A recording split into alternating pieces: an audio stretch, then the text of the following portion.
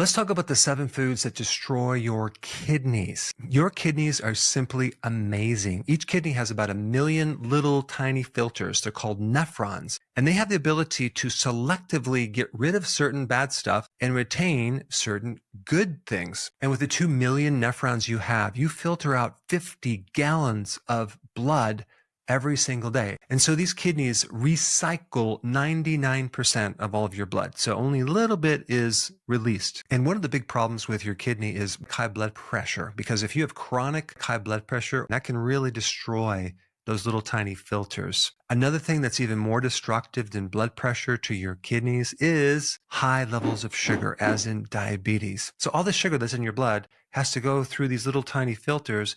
And then what happens when it interacts with the filters is it makes those little filters smaller. So now it can't filter. So now you're going to be losing sugar and losing protein in the urine. A couple simple ways to determine if there is a damage to the kidney is, number 1, do you have sugar in the urine? And number 2, do you have protein in the urine? Because if you do, that can mean kidney damage. And also the color of your urine is important too, because when the kidneys stop filtering, the color of the urine is no longer kind of an amber yellow. It can get darker, and it can turn actually a lot of different colors. But one of the most important things that the kidney does is activate vitamin D. And if there's damage with the kidney, you're not going to be able to activate vitamin D. And that could be one reason why people are very, very deficient. So we need strong, healthy kidneys to get rid of waste and to even retain nutrients. All right, let's start with food number 1, instant noodles, like ramen noodles. So it is true that these noodles are loaded with sodium, but there's something more damaging about these noodles. It's actually a preservative, and it's called TBHQ. This preservative is very toxic to the kidneys. It can actually cause the kidneys to work harder, where you actually enlarge your kidney. And it also has the ability, in some cases, to produce cancer in your kidneys. Now, I just want to bring up sodium for a second, because sodium definitely is a problem with blood pressure. When you go to the doctor, they might say that you're salt sensitive, so you have to reduce your sodium. But the question is, do we really need to reduce sodium, or do we need to increase potassium, which is more protective? Because there's just as many problems with too much sodium as there is with a deficiency of sodium. There's a condition where a person is drinking a lot of water but not consuming enough salt, and that's called hyponatremia. With that condition, you can even create fluid retention in your body, which puts a lot of strain on the kidney. And also just drinking more water puts a big strain on the kidney, getting rid of all this extra fluid. So when people think, oh yeah, what's good for the kidney? Oh, drink a lot of water.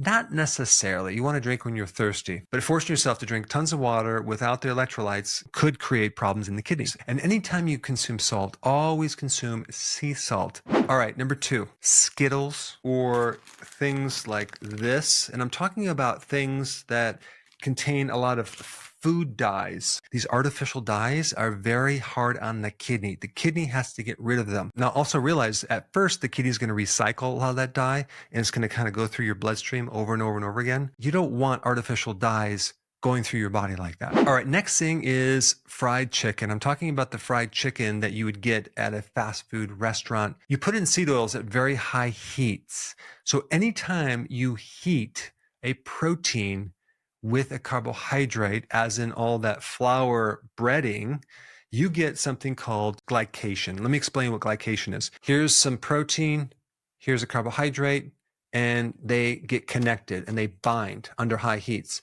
So now this sugar molecule is stuck to the protein. Now this protein in your body can't work anymore. That's what glycation is. So let's say, for example, you took a test for diabetes called A1C.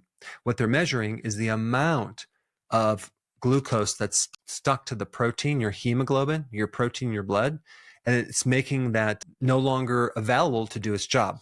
So if you have higher amounts of A1C, you have higher amounts of sugar that's connected to your protein, to the point where you start getting all sorts of complications from diabetes, okay, where things don't work. Because when the glucose gets stuck to the hemoglobin or the protein or any protein in your body, it clogs everything up, especially in the kidneys. And so when you consume something that's fried, what you're going to get is this junk that just clogs everything up. The next one is commercial bread. Now, the expiration on this was mid-July. Right now, it's September. And look at it's not even going bad. It's still soft. How can that be? Because it has preservatives, and it also has something called potassium bromate. Potassium bromate is really harmful on the kidneys. In fact, it's banned in a lot of countries except the US and I think Japan. And apparently it's carcinogenic in our bodies, especially with kidney cancer. The next one is soda. Okay, what's in the soda that's harmful for the kidneys? Phosphoric acid. Okay, phosphoric acid is destructive on the kidneys, not just from the phosphoric acid, but from the added sugar as well. And by the way, the number one cause of kidney damage is diabetes. Now, what's diabetes? Diabetes means the person has too much sugar in the blood. Well, isn't there some sugar in here? Yes, there is. And then also, why do they put the phosphoric acid in there? Well, number one, it's cheaper than other types of acid like citric acid. It can act as a preservative.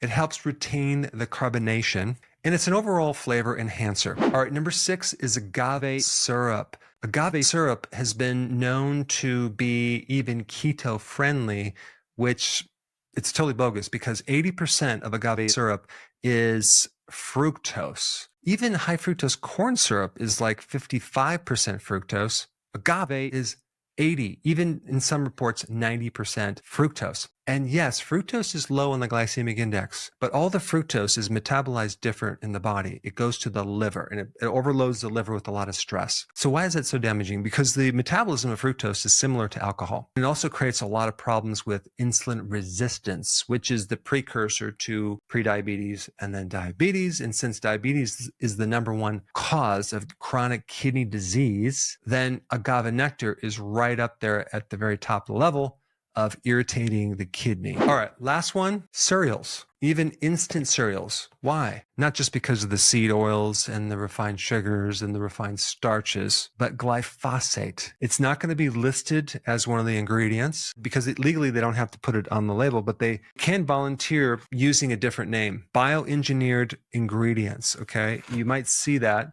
That means glyphosate. Now, in certain parts of the world where they use a lot of glyphosate in agriculture, the workers who work the fields have a much higher risk of chronic kidney disease because of the heavy exposure to this glyphosate. The other thing to know is that anything GMO like soy, corn, cottonseed is going to have glyphosate on it, but also things that are not GMO like oats and wheat because they use glyphosate to dry out these grains during the processing of them. And so even though it's not GMO, they're still using them. So we talked about all the foods to avoid.